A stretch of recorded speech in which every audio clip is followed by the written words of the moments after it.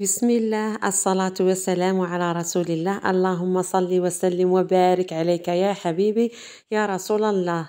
أحلى تحية حب لمشتركاتي الغالية الوفيات، نقول لكم مرحبا بكم في قناتي وقناتكم. نتمنى تكونوا بخير وبصحة جيدة إن شاء الله. واليوم راح نشارك معكم وصفة بزاف هايلة. جبت لكم جبن البيدون بطريقة سهلة ومبسطة، غير بساشي تاع الحليب تاع 2500. حنحضروا جبن كريمي بنين بزاف بزاف وبقوام رائع كما راكم تشوفوا. واكيد نقول لك غاليتي اذا جربتيها الوصفة حتستغني كامل على التحضيرة الجبنية تاع المحلات. ونتمنى تجربوها الوصفة الصحية، وكل مرة نجيب لكم وصفة سهلة وسريعة. وكما نعرفوا نحتاجوا بزاف هالجبن الكريمي للمملحات ولا للبوراك في الشهر الكريم. ونرحب بالمشتركات اللي انضموا للقناة، نقول لكم نورتوها غالياتي للدار داركم. واللي راهي تشوف لي اول مرة في القناة نقول لك ديري ابوني وفعلي الجرس باش يوصل كل ما هو جديد من وصفاتي ان شاء الله. ونروحوا بركة مع بعضنا للمطبخ باش نكتشفوا مقادير الوصفة. نقولوا بسم الله على بركة الله نبداو. عندنا البنات شكارة تاع حليب تاع 2500. هذا الحليب المقنن، وقادرة ثاني تخدميه بالحليب تاع البقرة، يعني اي حليب تواجد عندك في الدار خدمي به الوصفة تاعك. نجيبو طاوة ثقيلة، لازم تكون ثقيلة يا البنات. ونفرغ الحليب تاعي كامل في الطاوة بهالطريقة. نحط عليه 3 مغارف كبار تاع حليب غبرة، ولا كان بغيتي تزيدي حليب غبرة فوق 3 مغارف زيدي قد ما تحطي حليب الغبرة فيها الجبن، صدقيني حيجيك جبن خير من تاع المحلات. وبعد ما حطيت حليب غبرة نزيد نحط 3 ملاعق تاع نشا، ونزيد نحط ثاني 3 ملاعق كبار تاع فرينة. وتقدروا تحطوا يعني 6 مغارف كبار تاع نشا بلا ما تحطوا الفرينة، لكم الاختيار في هالمرحلة. كي تحطوا 6 مغارف كبار تاع نشا حيجي القوام تاعو مختلف على هذا، راح تتحصلوا عليه يعني جبن كريمي يعني متماسك مع تكملي الخدمة. مش حتى كي تحطيه ساعة ولا ساعتين في الثلاجة ويتماسك معاك كيما شتيه في الصورة المصغرة. ونخلط المكونات بارد في بارد ونديهم على نار هادية يا البنات، لازم نار هادية. ونبقاو مع التحريك المستمر باش ما يلصقناش الجبن تاعنا في القاعدة تاع الطابة. وبعد ما طابوا المكونات نجيبهم على سطح العمل كما راكم تشوفوا، نتحصلوا على هالقوام الكريمي الرائع الخالي من الكتل يا البنات. نفرغوا في الغيسيبيون بهالطريقة. وبعد ما نفرغوه بهالطريقة نجيبوا المكونات اللي رايحين نزيدوهم للفرماج تاعنا.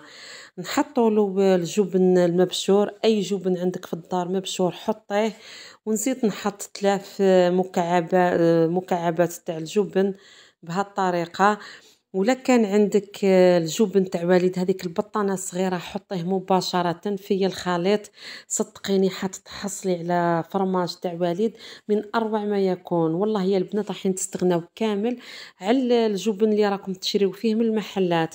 انا هالوصفه معتمدتها كل مره وكيفاه نخدمها بنوعيه من الاجبان. الجبن اللي رايحه تحطيه في هذا الخليطة حتتحصلي على الجبن الكريمي تاع المحلات. وزدت حطيت مغرف صغيرة تاع ملح، وزدت حطيت من التابل اللي خدمته معكم في القناة، التابل الجبنية البنات اللي رايح يمدلنا بنة عظيمة للفرماج تاعنا. ونزيد نحط مغرف كبيرة تاع زبدة وتكون معمرة بومبي، ولا ما عمرتيهاش بومبي حطي مغرف ونص. ونخلط هالمكونات بارد في بارد حتى تذوب معنا الزبدة والفرامج اللي حطيناهم. نروحوا نجيبوا الباطر يا البنات. بزاف منكم اللي ما عندهمش البرا يعني وما يقدروش يخدموا الفرماج يكون عاقد ويكون متماسك. اليوم حندير معكم هالطريقة البسيطة والمبسطة واللي تعطينا نتيجة هايلة في النهاية.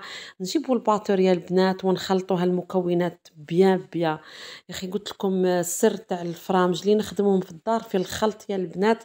قد ما تخلطي هالمكونات راح تحصلي على النتيجة الرائعة اللي شتيها معايا. نخلط انا مليح مليح في هالمرحلة.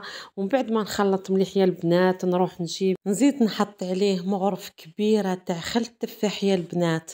خل التفاح اللي راح يعطيه بنة هايلة. واللي ما عندهاش خل التفاح تقدري تحطي الخل الأحمر العادي اللي نديروه في السلاطة، ونزيدو نخلطو فيها الماء حذافاني مليح. وبعد ما نخلّط نجيب كاس تاع الزيت، ونحطوه على مراحل، ما نحطوهش دفعة وحدة هكا باش نتحصلوا على القوام الرائع اللي تحصلت عليه. نحط الزيت تاعي بالتدريج ونبقى مع الخلط المستمر ما نحبسوش خلاص. كي نحطوا الدفعة الأولى ندخلوها مليح في المكونات حتى كي تنسجم لنا، نزيدو نحطو ونخلطو ونخلطو يا البنات حتى نكملو كامل الزيت اللي راهي في الكاس. كيما قلت لكم البنات كي تخلطوا مليح تتحصلوا على نتيجة هايلة. وبعد ما نخلط مليح يا البنات كيما راكم تشوفوا ما كوبيت معكم حتى مقطع، سرعت في الفيديو هكا باش تشوفوا برك القوام اللي تحصلت عليه من البداية حتى لنهاية الوصفة.